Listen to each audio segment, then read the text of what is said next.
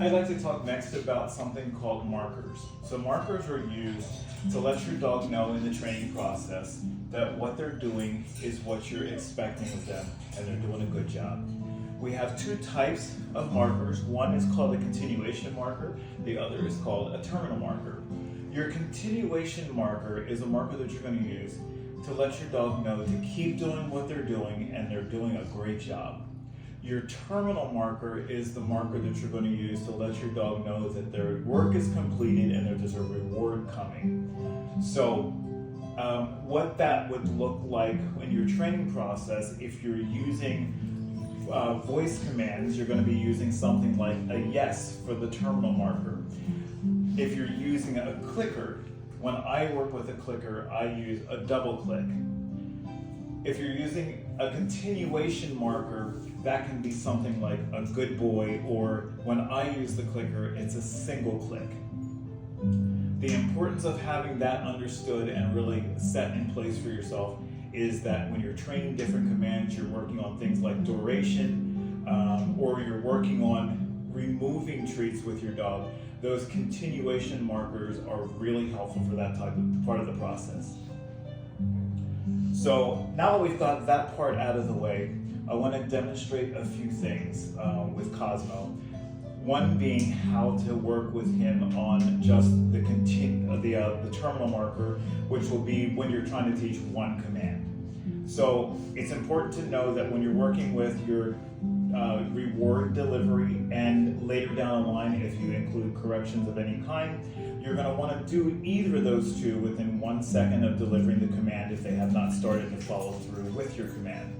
So that is so that they link the correction or the reward and the praise with the command that you specifically asked, and they know what they're getting it for. So what that's going to look like in this particular case is exactly like this. Cosmo place, yes, reward. Cosmo off, yes. And if I'm going to use the clicker, it's going to look like this. Cosmo place, good boy. Cosmo off, good boy. And there's the second one, okay? That last one was a little bit sloppy, but you get the picture with the clicker. Once he completely completes the command, that's when you're going to deliver the click and the reward. I'm going to do that last one again, just so that you get the picture of what it looks like with the clicker. Cosmo, place. Yes. Cosmo off. Okay, and then he gets his reward. All right. So where it looks different when you're working with a continuation is like this. Cosmo place. Good boy. Cosmo off. Good boy. Cosmo place. Good boy. Cosmo down. Good boy. Good boy. Good boy. Cosmo off. Good boy. Break. Good job. All right, and that's how it's done.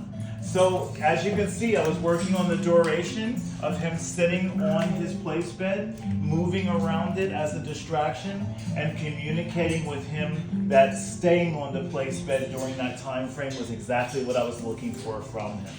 He's doing an outstanding job. He's a 6-month-old puppy with lots of energy, and food is definitely a motivator for him. So when it comes to teaching and working with him on new behaviors or helping to sculpt existing ones for building more, we're definitely using treats of some kind. I like to use a dog's food in the training process also to eliminate dogs getting overweight from too many excessive treats. You can also alternate your reward delivery to help to remove the treats out of the picture so that you don't have to depend on treats to have your dog follow through when you're working with them. Cosmo, come. Sit. Good boy. Cosmo, place. Good boy. Cosmo, break. Good job. One thing I'd like to add, as you see when I'm doing my break command, which lets him know that he's free of all commands, I'm delivering his reward at me. That's a great help so that when you're working with your dog in a large area or in a field maybe later down the line, your dog's not going to just run off after you say break. You'll have them constantly coming back and checking in with you. That's to help to build your rapport and your engagement with you, your dog's handler. So for now, that's all we've got for you today. Marco with Lucky Dog Training answering a question of how do I get my dog to follow through with commands each time. And the easy answer to that is make sure that you encourage and motivate and deliver your rewards on time, and that you, later down the line when we add corrections into the mix, you'll add those corrections in. Most importantly, as you saw in this video, I asked the command once, and that was it. By asking the command once, they understand that that's the time that you want them to do it, and they won't require you asking them to sit, sit, sit 5 times before they finally sit. So remember, have your reward ready, have your correction ready, and only ask once. Bye-bye for now.